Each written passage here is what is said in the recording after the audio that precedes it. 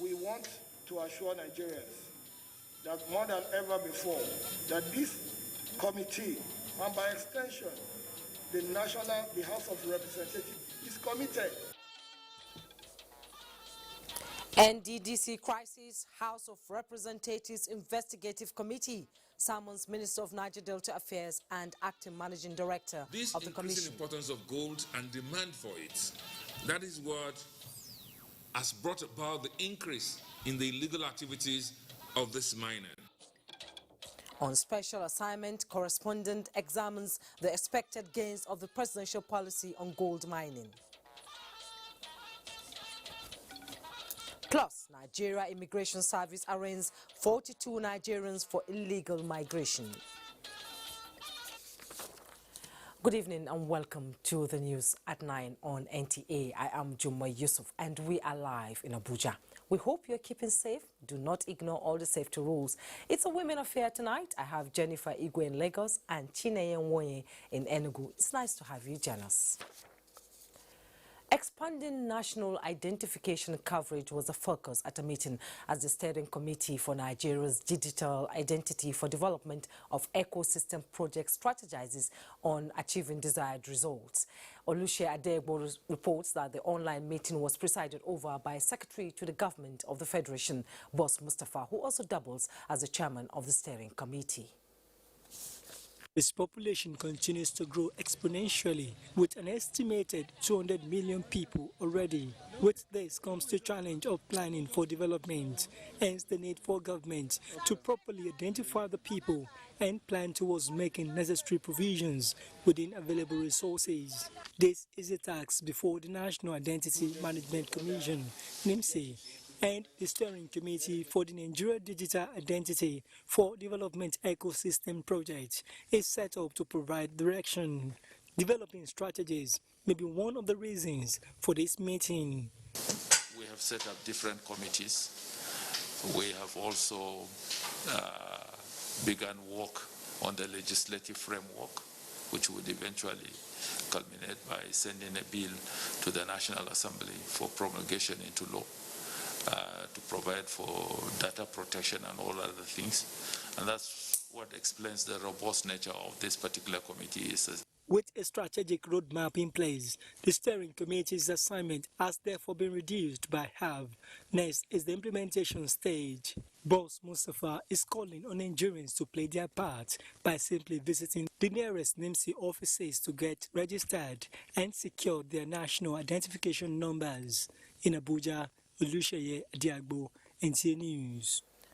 Following the decision of some state governments to declare a state of emergency on water and sanitation, Minister of Water Resources Suleiman Adamu says the country is on the right path to eradicating open defecation practice in the country by 2025. The minister, who has always stressed the pivotal role of state governments in this sector, held an online meeting with state coordinators of Open Defecation Free campaign across the states and the FCT. Musbaud and Wahab reports. It is the first online meeting since the outbreak of COVID-19 in Nigeria between the minister and his foot soldiers. Driving this is assessing the campaign so far and the mechanisms set up in cleaning up Nigeria. The report from the state coordinators put in place to fast-track grassroots mobilization is encouraging. Since 2016, 27 local government areas are now confirmed open defecation free, while 10 more are only awaiting validation. We have cause to celebrate a little bit. However, 23% of the Nigerian population still remain in the practice of open defecation. Suleiman Adamu maintains that stakeholders, particularly state governments, have to double up efforts in this regard. We would have expected by now that all the 36 states and FCT would have been agog, with this WASH action plan and implementing as much as possible. Some are doing a lot of things without necessarily declaring the state of emergency, but making a declaration, a state of emergency declaration is very, very important, because that will tell people that yes, now the government is really committed, we're concerned and we are ready to commit. Mr. President actually launched the Clean Nigeria Use the Toilet program last year. So the states are equally expected to follow suit, launch the same program. As our nation confronts... Vice President Yemi Osinbajo, who is the chairman of the National Steering Committee on Open Defecation-Free campaign, had earlier encouraged players to support the federal government's purpose-driven moves, which include state of emergency on the wash sector and Executive Order 9 to ensure the target of 2025 is met. In Abuja, Musbao and Wahab, NTA News. A presidential artisanal gold mining development initiative has taken off in Nigeria. Mayor Ogidi reports on the policy at this time and the expected gains. Eating hard to meet an expected treasure with high concentration of dust, worsened by a stick of cigarette, no doubt is an open invitation to the hospital. And for the innocent children, the lead from the field takes their sight away, or liver disorder. More than 7,000 of such incidences and 700 deaths recorded in Zamfara and Kebbi states between 2010 and 2016. No thanks to illegal or artisanal gold mining. A gold in the hands of the goalless put Nigeria at $3 billion loss between 2012 and 2018. And with a reserve of 200 ounces of gold, Nigeria can earn up to $675 million every year. And COVID-19 has expanded opportunities even more. This increasing importance of gold and demand for it, that is what has brought about the increase in the illegal activities of these miners. As a way of saying weep no more to the small-scale and artisanal miners, the federal government came up with the Presidential Artisanal Gold Mining Development Initiative in 2019 to create common market to buy gold from the artisanal miners by the Central Bank of Nigeria, establish gold refineries, create 250,000 jobs, address health and environmental challenges as well as banditry occasioned by illegal and artisanal mining in some parts of the country. Few months after that initiative, a test run is conducted and it is a success. A 12.5 kilograms artisanally mined gold bar valued at over 268 million naira from the artisanal miners to the federal government, and the Ministry of Mines and State Development prepares for full-fledged operations. We are in the process of registering all artisanal miners with biometrics. Of course, this is in line with the PAGMI, the Presidential Artisanal Gold Purchase Project. Kebbi, Zamfara, Kaduna, Niger, and Osun states on the gold-producing belt of artisanal gold miners in Nigeria are to serve as pilots. It is a contest between gold and black gold in the business arena of Nigeria. Mayor Ogidi, NTA News. And joining us to shed more light on the initiative is Sani Shehu, immediate past president, Nigerian Miners Association. Like the report said, it's gold with black gold. And as a former president of the Miners Association of Nigeria, what do you make of this initiative? Will it bring the needed sanity in the sector? We thank you for joining us. It's a pleasure to be here. First of all, I would like to congratulate the President of Nigeria and the Ministers of Mines and Steel Development for finally realizing this dream, because this dream has been on for a very long time, taking into consideration that countries like Ghana, Ethiopia, and other countries that are relatively lower in terms of gold deposits and artisanal operation have already started this initiative. So it's a pleasure that this initiative come at the right time. Nigeria has been depending on a single product, which is petrol, and it is very, very dangerous for this, and the COVID situation has proved this danger. So, but then, let me say that it is what the president says is actually realizable, but for that to happen, the operators, that is the artisanal and small-scale miners, need to be supported in the following way. One, they need to be, they need to have knowledge on the environment, safety, and mining safety and environment, because if they do not have that knowledge, they may get the goal, but at the danger of their health and their life. Zampara, experience in a case in point. Secondly, they need a training, both formal and informal training, so that they can properly capture the goal. Because as at now, the recovery is about 70%. So about 30% are wasted. So they need to be trained on how to mine right and how to properly capture the gold. Again, the Nigerian Geological Survey Agency need to assist this class of operators to guide them to good deposit, where that deposit falls on entitlement, that is somebody's license. And then the Ministry of Mines and Steel Development can liaise between the owners of that license and the artisanal miners for a marginal operation, like the case you have in marginal field in the oil and gas. So if that is done, I think there is going to be some sanity. And the initiative should be used as carrot to encourage formalization of these artisanal miners, because the market is so open, and once there is an encouragement, then that can be used to formalize them. Again, the Nigerian Geological Survey Agency should also continue that weekly mining clinic. That mining clinic is like a sensitization program where the gold miners should be focused. There should be. If I might come in, Mr. Shehu, apart from educating them and bringing them under the umbrella, the issue of forming cooperatives in the sector. Can you hear me?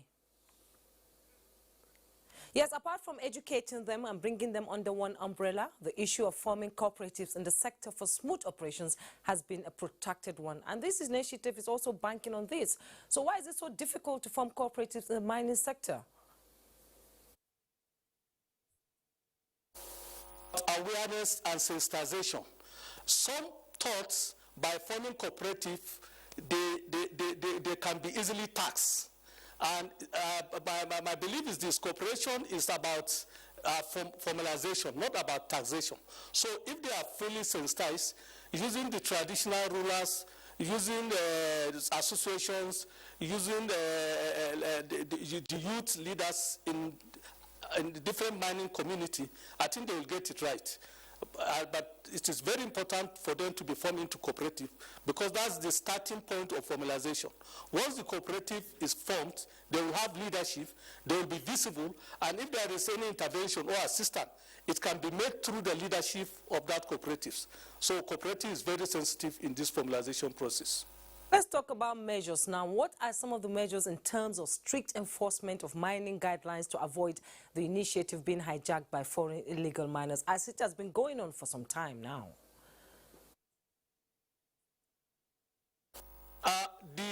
The ministry need to be properly funded to be able to support the regulatory department and agencies that are empowered to enforce the policies.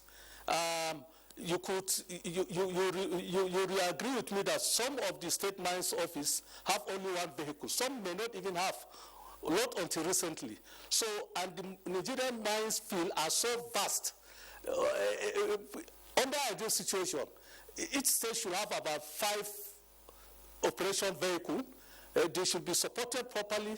They should be given targets, and they should be reorientated to know that they are not ordinary civil servants, but they are in the ministry that's supposed to be revenue generated. So there is need to have additional funding for the ministry so that they should be able to enforce the policies that are in place. Okay, thank you so much, Shehu Sani, immediate past president, Nigerian Miners Association. Thank you so much for your input. Nigeria is so blessed, and we hope the initiative gets off the ground and brings so much revenue to the country. Thank you so much for joining us. Representatives has summoned the Minister of Niger Delta Affairs, Senator Godswill Akpabio, to appear before the House Committee investigating NDDC on Monday next week. Also summoned is the Acting Managing Director of NDDC, Professor Daniel Ponde. National Assembly correspondent Lami Ali reports. The investigative hearing by the House Committee on Niger Delta Development Commission is on allegations of financial malfeasance and other activities of the Commission. Of interest to the National Assembly is how the current management allegedly expended more than 82 billion naira between January and May 2020. The appearance and submission of the Minister of Niger Delta Affairs and the Acting Managing Director is therefore of essence. Parliamentary work are not meant to be done on the streets. They're meant to be undertaken in the hallowed chambers of the National Assembly. We want to assure Nigerians that more than ever before, that this committee, and by extension, the House of Representatives, is committed. The former managing director of NDDC, Joy Nunye, in a virtual presentation to the committee, dwells on what transpired between her office and the supervising ministry on issues pertaining to contracts, forensic audits, and other administrative matters. I refused to go before FEC, which is one of the issues of insubordination, because the Act says that if I commit any offense, 5 years imprisonment without an option of fine. So, in going to FEC, it will mean that I intentionally went there to obtain an approval under false pretenses. Other stakeholders who made submissions urged the committee to carry out the investigation without fear or favor. The investigative hearing will continue on Monday, 20th July. From the National Assembly, Lami Ali, NTA News. An 8-man presidential joint board and investigative panel for the audit of the Nigeria Social Insurance Trust Fund has been inaugurated by the Minister of Labour and Employment, Dr. Chris Ngige. Kenneth Nanim reports that the minister was represented by the permanent secretary of the ministry. The Nigeria Social Insurance Trust Fund was established to provide compensation to insured workers who suffer occupational hazards in their line of duty. This includes employees in the private sector. However, government has observed infractions in the financial regulations and procurement processes in its operations, amongst other violations of the public service rules, as contained in the Accountant General of the Federation's Periodic Check Report 2015 to 2019.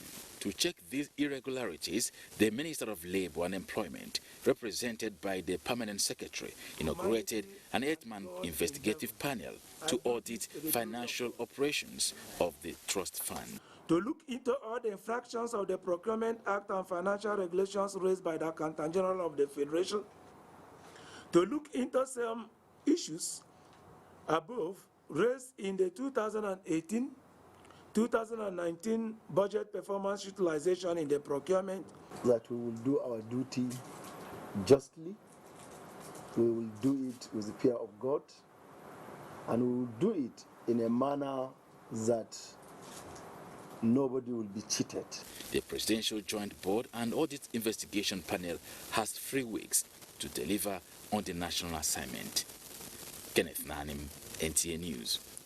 Talking politics now, the All Progressives Congress has expressed readiness to conduct an indirect governorship primary election in Ondo State. Chairman Caretaker and Extraordinary National Convention Committee of the party, Memala Buni, inaugurated the party's 18-member primary and primary appeal committees at the party's National Secretariat in Abuja. Salu Abdullahi reports. This has been settled that the Ondo primaries election will be conducted via indirect primaries.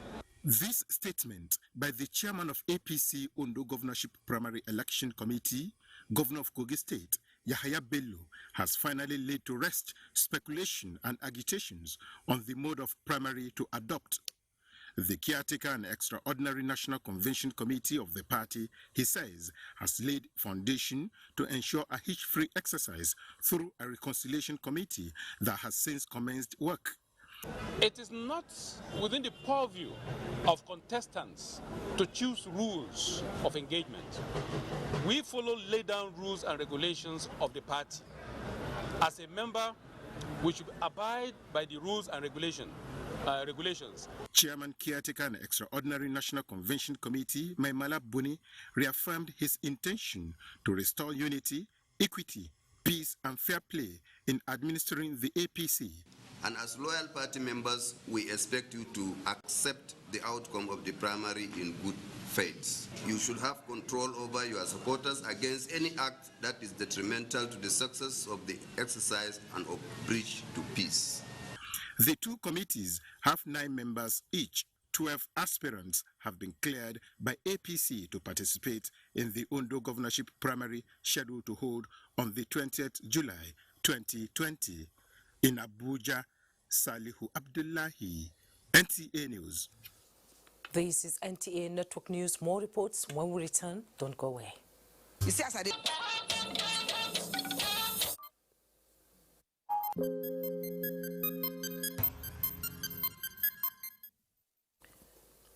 If you're just joining us, this is NTA Network News. The federal government has appealed to Rotary International to leverage on its community engagement strategy to assist Nigeria in mitigating the COVID-19 community spread in the country.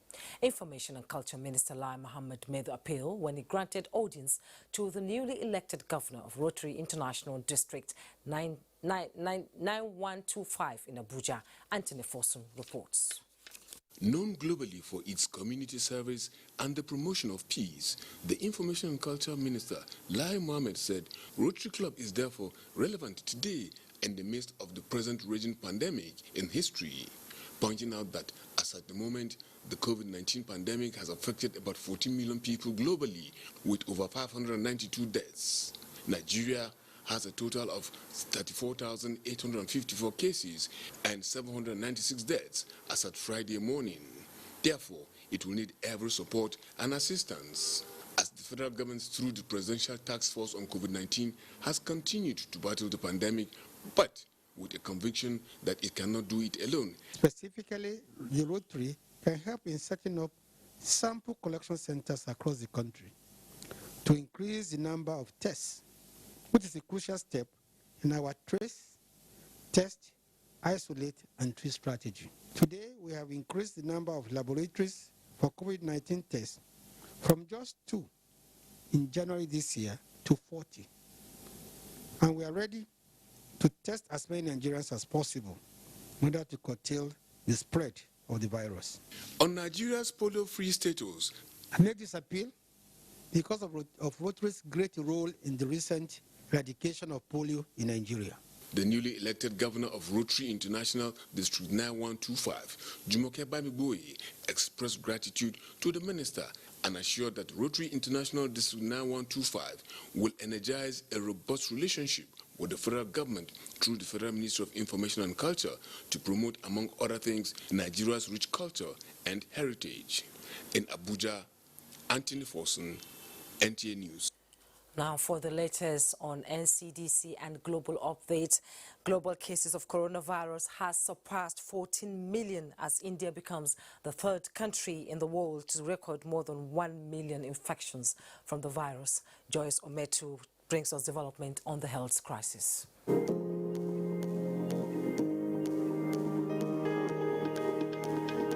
More than 14 million people worldwide have now contracted coronavirus. This grim milestone is coming barely 3 days after cases hit 13 million. Statistics by Worldometer as at 6 p.m. show that 594,975 persons have died after contracting the virus, while 8,358,402 patients have recovered. Africa records 669,594 cases, 14,483 deaths, and 347,629 recoveries. And Nigeria currently has 34,854 confirmed cases, 769 deaths, and 14,292 patients recovered. In other news, India on Friday became the third country in the world to record more than 1 million cases of coronavirus. Currently, only the United States and Brazil have higher cases than India. With a population of around 1.3 billion, experts say 1 million is relatively low. The number is expected to rise significantly in the coming months as testing increases. Meanwhile, hospitals in Brazil are struggling to cope with the influx of coronavirus patients as confirmed cases cross 2 million, making it the world's second worst hit nation by the pandemic. In the meantime, Israel has brought back some lockdown measures following a second surge in the number of coronavirus infections, putting in place stringent weekend shutdowns. The government announced the measures Friday following a marathon emergency cabinet session. In another development, European leaders are back in Brussels for the first time in about 5 months after the try to finalize a deal over a €750 billion recovery fund. The 27 European Union governments have been at loggerheads for months over how to mitigate the economic shock from coronavirus. And that's a global update on COVID-19. Thanks for watching. I am Joyce Umetu.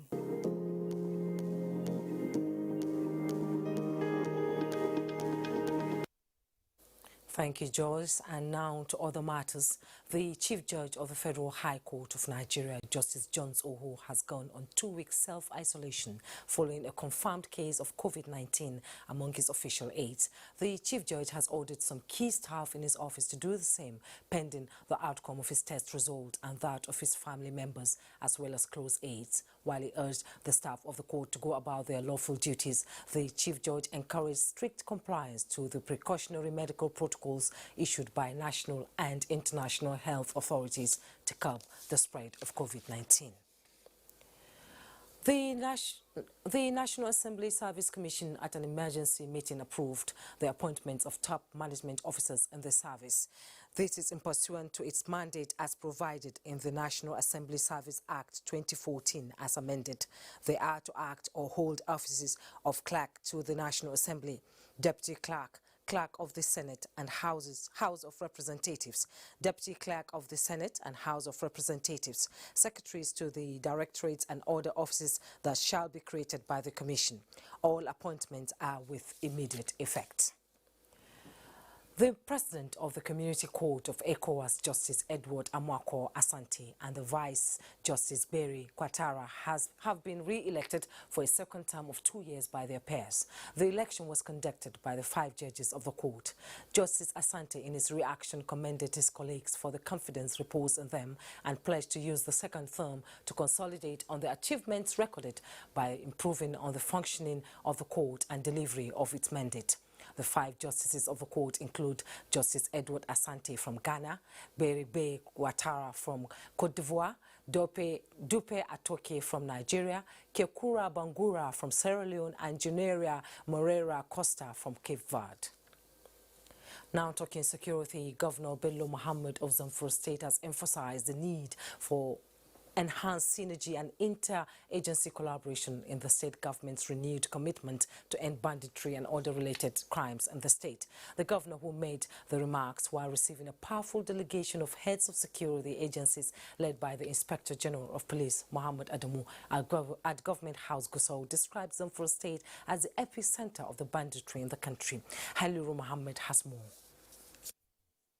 The powerful delegation of heads of security agencies led by the Inspector General of Police Muhammad Adamu was in Zamfara State on the mandate of President Muhammadu Buhari to rub minds with relevant stakeholders on how to perfect the ongoing effort to achieve lasting peace in the state. Met with Governor Bello Muhammad and some other critical stakeholders at the Government House Gusau. We needed to get information first-hand from you so that we can engage them head-on. Governor Bello Muhammad, who described Zamfara State as the epicenter of banditry and other related crimes in the region, stressed the need for enhanced synergy among all the security agencies in fighting the menace. All the bandits, their heads, their parents, most of them are in Zamfara State. They only migrate to other states, go and attack, or to make a lot of sort of crimes and come back to Zamfara State. The meeting, which later went into a closed-door session, lasted for an hour. The delegation was also at the palace of the Emir of Gusau, Alhaji Ibrahim Bello, where the monarch advocated for a decisive measure to identify and deal with informants and other collaborators of the bandits. In Gusau, Halir Muhammad Umar, NTA News. Troops of Operation World Stroke have rescued 34 kidnapped victims in Benue State.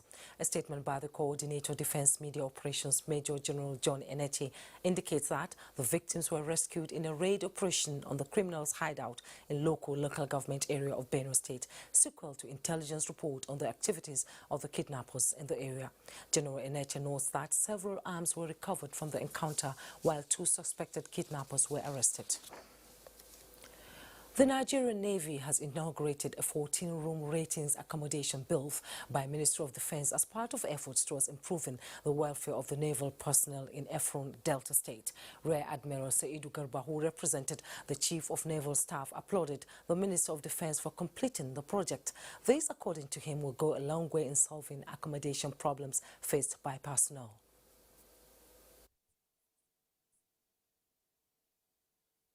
Therefore, the provision of such welfare and infrastructure will in no little means enhance the operational efficiency of the Nigerian Armed Forces.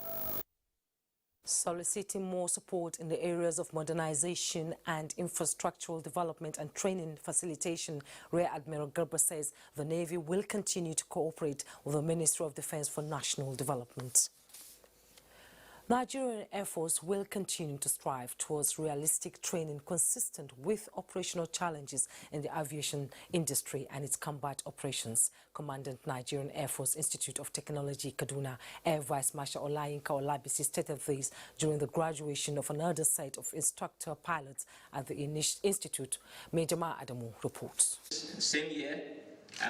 The 6 instructor pilots drawn from various operational units in the Nigerian Air Force were trained on the rudiments of instructional instrument flying, navigation, formation and night flying, among other tactics in combat operations. The unit is also actively involved in training of other student pilots, airlift and VIP flights, and as well as conducting ISR operations in support of Operation Thunder Strike and Operation Hadarin Daji against armed bandits in the parts of Northwest and North Central regions. The training commandant, Air Force Institute of Technology, Air Vice Marshal Olayinka Olabisi, acknowledges that the training is in line with the vision outlined by the Chief of the Air Staff for human capacity development and enhanced professionalism through robust training, timely deployment of air power, and optimal all-round performance. There is need for training and continuous training. So these people are required, particularly now that we are even expecting more aeroplanes to be inducted into the Nigerian Air Force. More pilots will be required. That is why the initiative has been taken now to train instructors who are going to train future pilots for the Nigerian Air Force. To pass this knowledge that we just gained, everything we've been through throughout our pilot career, throughout our flying career up to this moment, we have to impact it on the next generation. The 401 Flying Training School is the starting point for the Nigerian Air Force pilot and has a long history of molding and transforming young cadets into full-fledged professional aviators. In Kaduna, Majama Adamu, NTA News. Let's pause here and join Jennifer in Lagos for more reports. Hello, Jenny. Jumai. Now, as part of efforts by government and other agencies to support the fight against COVID-19, Akwa Ibom State has benefited from the 3rd category of the intervention initiative set up by President Muhammadu Buhari. Susanna Sukwo reports that the support for the state is from the Nigerian Liquefied and Natural Gas (NLNG).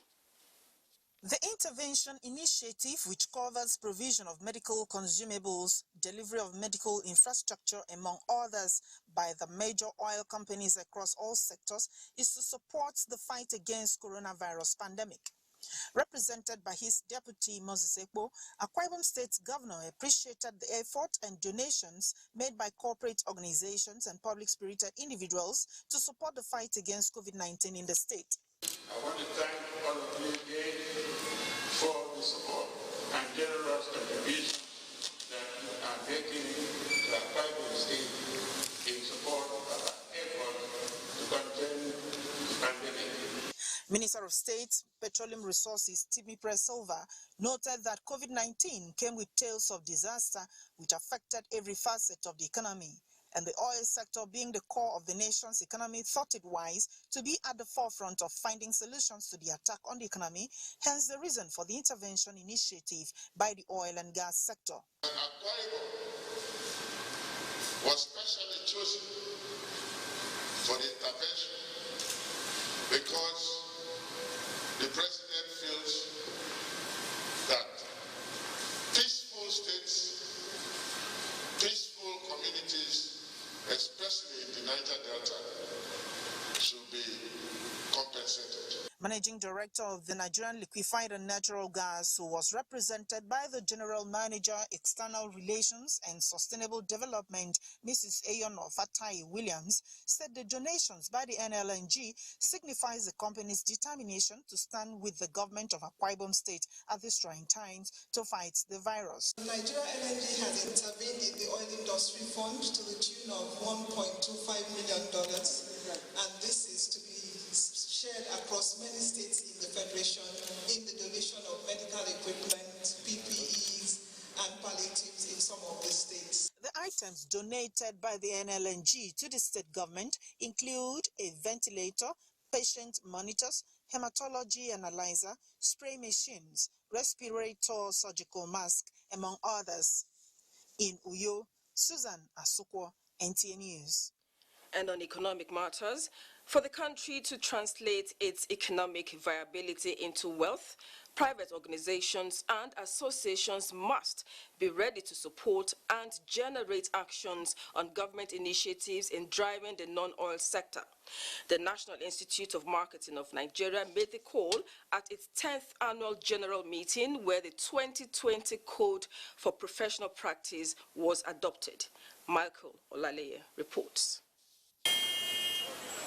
The unquenchable desire to create values and sustain the essence of life tends to be the greater motivation for the National Institute of Marketing of Nigeria, especially now that the world is generating new ideas to be relevant in the scheme of things in post-coronavirus pandemic era. And as a signal of embracing the new trend, this 10th annual general meeting adopted a webinar to discuss issues relating to quackery, professional conduct, and national development. We have now moved a step further in our efforts to ensure that all those practicing marketing illegally obey the law by registering with the Institute as required by law. Our enforcement drive has yielded significant results, with the all-time record of induction of more than 100 fellows at the last Fellows Night and Awards. Distance seems not to be a barrier in the election of new council and executive members, as the electronic voting system earlier adopted produced a former executive director marketing of the Nigerian Television Authority, Adenike Olufade, as a council member, while the positions of the first and second vice president were also occupied.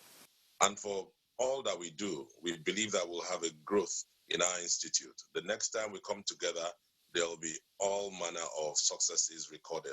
While the association continues to reflect on the successes recorded, it is recommending to the Independent National Electoral Commission, INEC, to consider same for future elections and proposed an amendment to a 17-year-old act.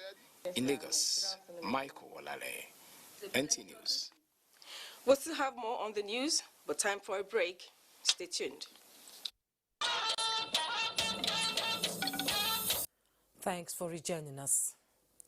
The federal government says no efforts will be spared at improving the living standard of the people, especially those in need of assistance. Minister of Humanitarian Affairs, Disaster Management and Social Development, Saidia Umar Farouk, stated this in Zamfara State at the inauguration of the distribution of palliatives to victims of COVID-19 lockdown and fertilizer to farmers affected by floods. Ilyasu Ali Yakubu has the details. More than 130 trailer loads of grains were delivered in Zamfara State as part of the federal government commitment to alleviate the sufferings of Nigerians. This is out of the 70,000 metric tons of grains approved by the federal government, in addition to the payment of 5,000 naira to more than 130,000 poorest of the poor households in the state from the month of May and June 2020. The distribution of about 30,000 bags of fertilizer has also commenced to about 5,000 farmers affected by conflict in the area.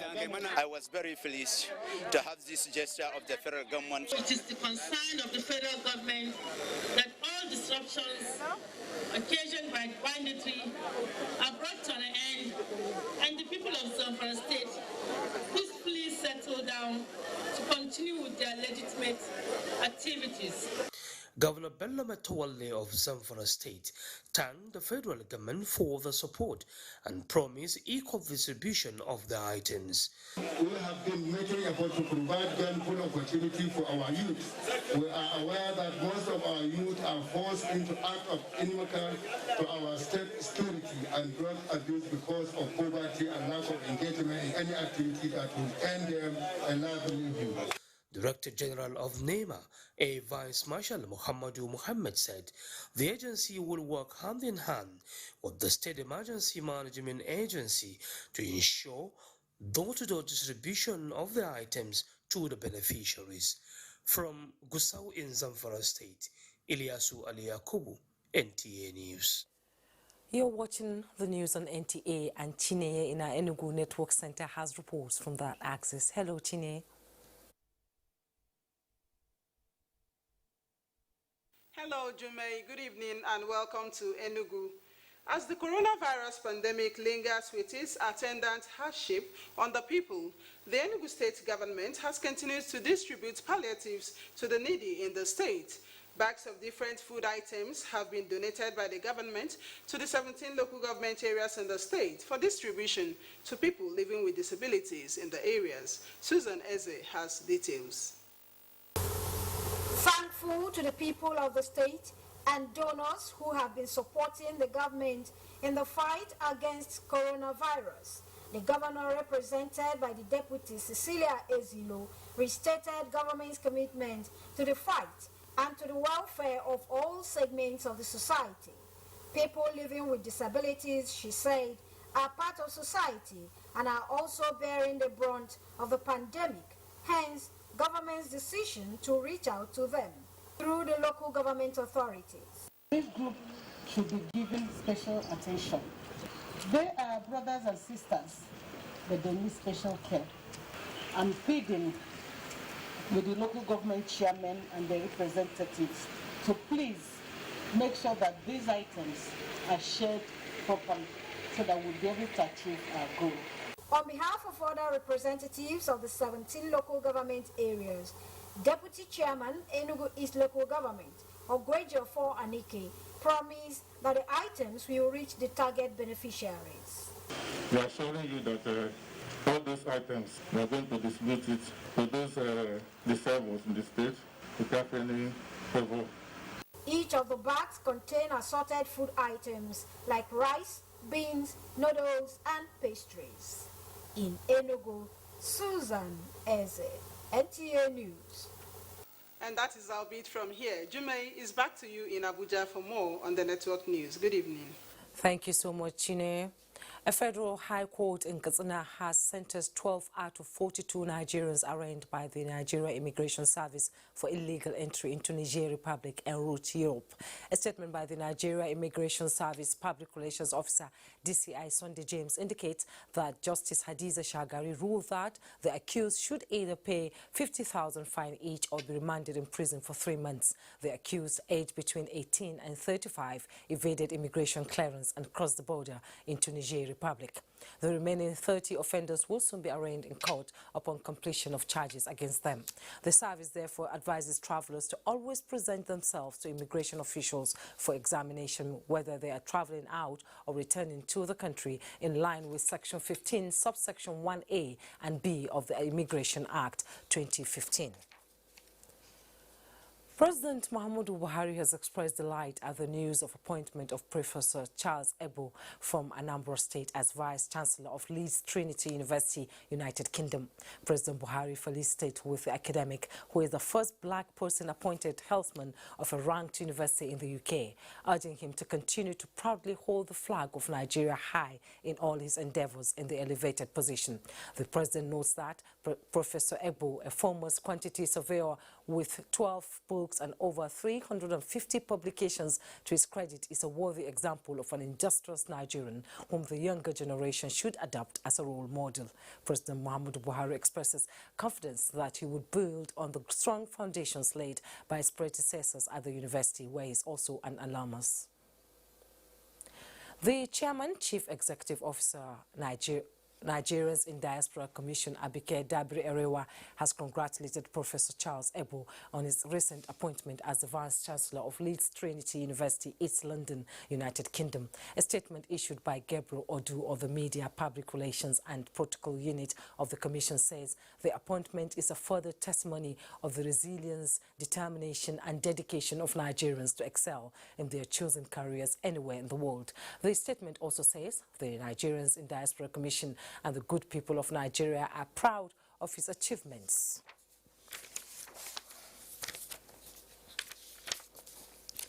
Ahead of the forthcoming burial of Nigeria's first female combat helicopter pilot, Flying Officer Tolulope Arotile, press crew from various media organizations have visited the Arotile family home in Lokoja. An advance party from the Nigerian Air Force was also present to console the family with prayers. Defense correspondent Naja Atutijani reports. What happens to a dream deferred?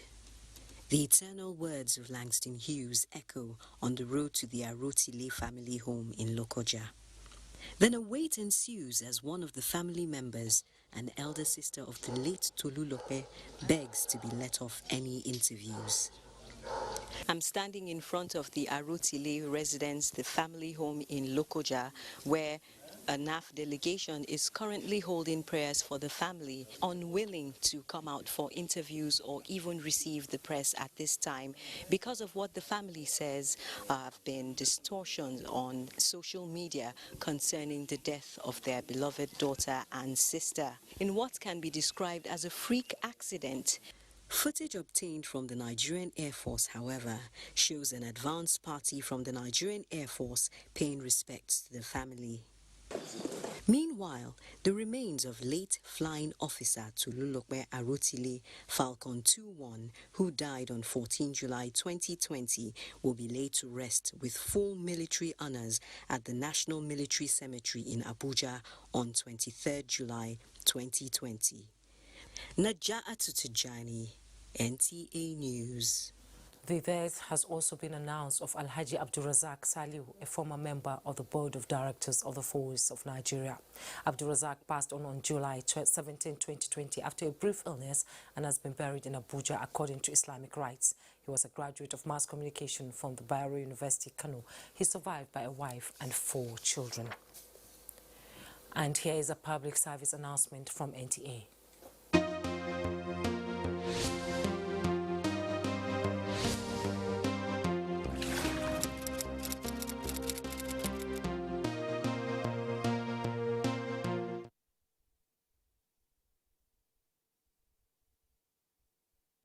And that's the news. Thanks for watching. I am Juma Yusuf. Do have a wonderful weekend and stay safe.